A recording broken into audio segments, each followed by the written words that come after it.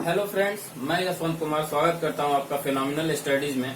और आज हम देखेंगे फिजिक्स चैप्टर 10 के लाइट रिफ्लेक्शन और रिफ्लेक्शन का पार्ट 4, रिफ्लेक्शन और रिफ्रैक्शन का पार्ट 4। तो इस पार्ट में हम देखते हैं स्फेरिकल मिरर के बारे में। इससे पहले के 3 पार्ट्स अपलोड हो चुके हैं, आप जाकर के प्लेलिस्ट में उसे देख सकते हैं। ठीक है फ्रेंड्स, तो स्फेरिकल मिरर क्या होता है? तो स्फेरिकल मिरर एक वैसा मिरर होता है जिसका रिफ्लेक्टिंग सरफेस जो है वो स्फेरिकल होता है। प्लेन मिरर में आप देखे होंगे कि उसका रिफ्लेक्टिंग सरफेस प्लेन था। अब ये कैसे देखेंगे कि spherical mirror day to day life में कौन से एग्जांपल से आप समझ सकते हैं? तो आप बचपन में कॉस्को की गेंद से कभी ना कभी क्रिकेट मैच जरूर खेले होंगे। अगर नहीं भी खेले हैं तो देखे तो जरूर ही होंगे। वो बॉल जो होती है वो अंदर से खोखली होती है। कई बार खेलते वक्त वो गेंद फट जाया करती थी तो हम लोग देखते थे कि वो अंदर से खोखली होती थी।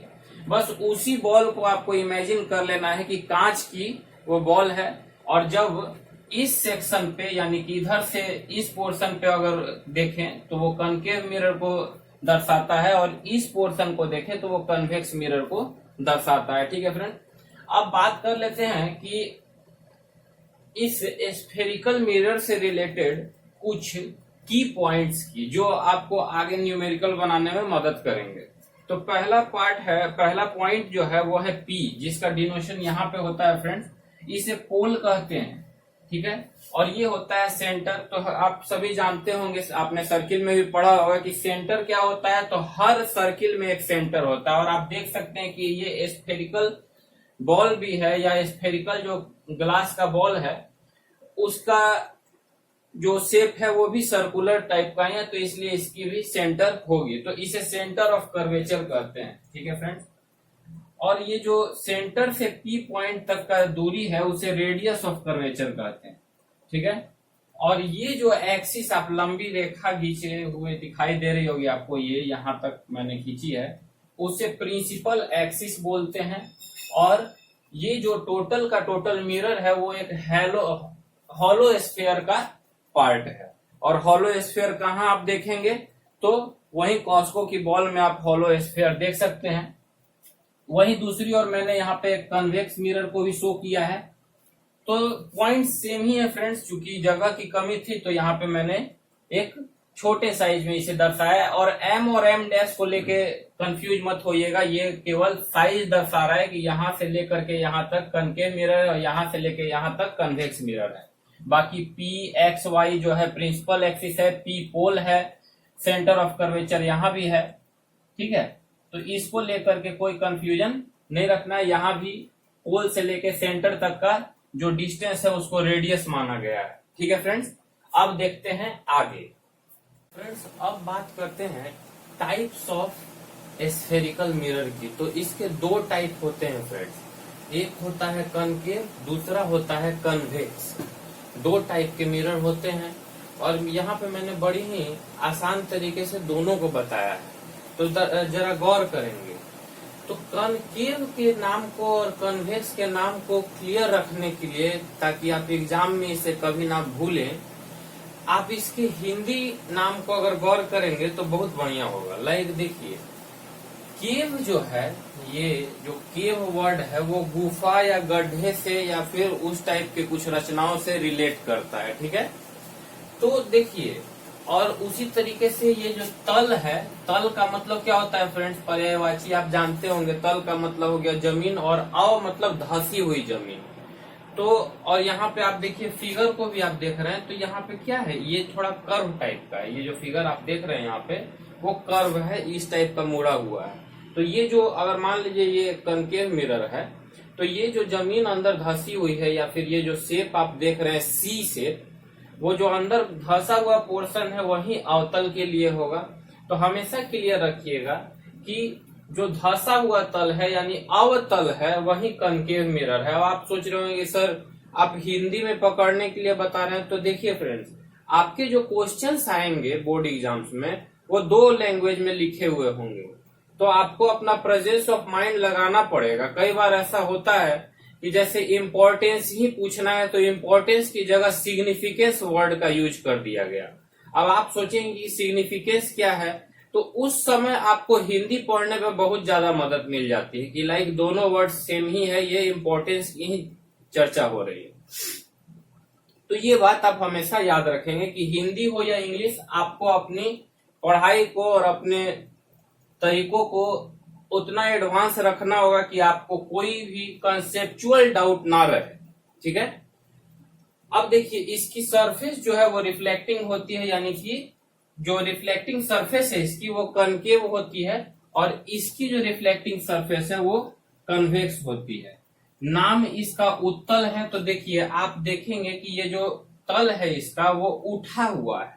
ठीक है, उत्तल का मतलब है यहाँ पे उठे हुए तल से, उठा हुआ तल।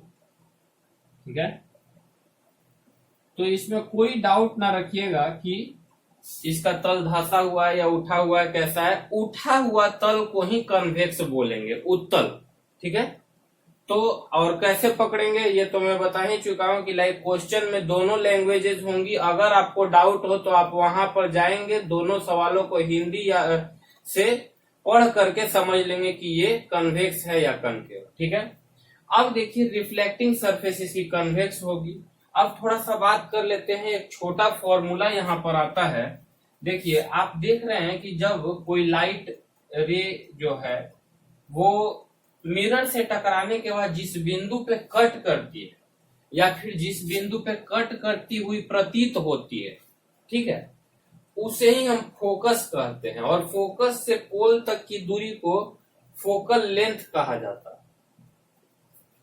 अब देखिए तो यहां पर क्या होता है कि फोकल लेंथ से एक फॉर्मूला बनता है F = R/2।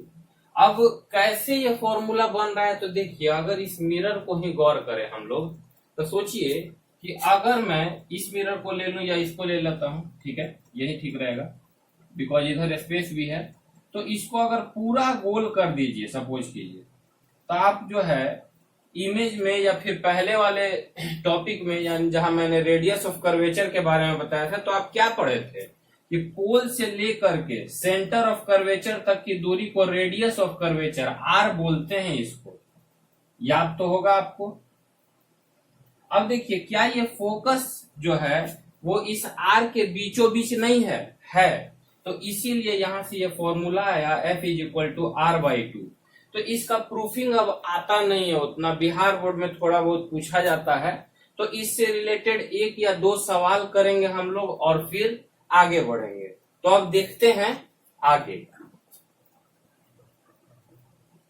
तो देखिए फ्रेंड्स, ये रहा फॉर्मूला F = R/2, और यहाँ पे मैंने 3 सवालों को लिखा है। पहला में मैंने एक स्फेरिकल मिरर लिया है, दूसरे में कन्वेक्स मिरर लिया है और तीसरे में कनकेव मिरर लिया है। अब तो जानते हैं, जानने वाली बात ये है कि ये तीनों जो मिरर है वो उससे कोई सवाल पे प्रभाव नहीं पड़ता है। लाइक ये केवल और केवल आपको कंफ्यूज करने के लिए दिया रहेगा कि like spherical mirror, convex mirror, concave mirror.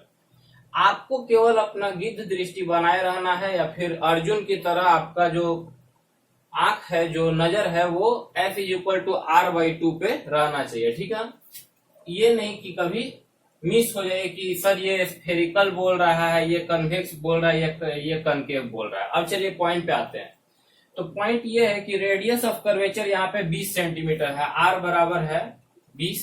ठीक है, तो हम जानते हैं फॉर्मूला मेरा F = R/2 होता है। हम उसी हिसाब से चलेंगे, F बराबर 20/2 काट देंगे और 10 सेंटीमीटर हमारा आंसर होगा। ठीक है फ्रेंड्स, दूसरी ओर देखिए, यहाँ पे फोकस हम लोगों को 25 सेंटीमीटर दिया गया है। ठीक है, तो R का वैल्यू निकालना है हम लोगों को। ठीक है, तो देखिए यहाँ पे हम क्या देख रहे हैं कि F बराबर क्या होता है, R/2। तो एक बात बताइए फ्रेंड्स कि आप सभी ने लीनियर इक्वेशन 7th में या फिर 8 में भी देखा होगा कि क्या करते हैं जब कोई डिनोमिनेटर में रहता है, यानी कि इसका रिलेशन R के साथ क्या है, डिवीजन का है, तो ये उधर चला जाएगा और ये बन जाएगा 2F = R। ठीक है, अब इसी फॉर्मूला का हम लोग एप्लीकेशन यहाँ पे करेंगे। तो R बराबर क्या हो जाएगा फ्रेंड्स, 2 × 25 यानी कि 50 सेंटीमीटर। तीसरा सवाल देखते हैं, यहां भी r बराबर दिया हुआ है 32 सेंटीमीटर।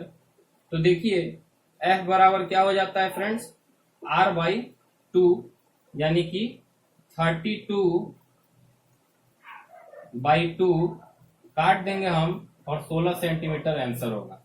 देख लीजिए फ्रेंड्स, ये रहे सवाल। और ऐसे ही सवाल, इससे छोटे छोटे सवाल पूछे जाते हैं एग्जाम्स में, ठीक है फ्रेंड्स। और अब हम बात करेंगे आगे पार्ट 5 में इमेज फॉर्मेशन और रूल्स ऑफ इमेज फॉर्मेशन की। लाइक कनकेव मिरर पे किस टाइप के इमेज बनेंगे और कन्वेक्स मिरर पे किस टाइप के इमेज बनेंगे। धन्यवाद।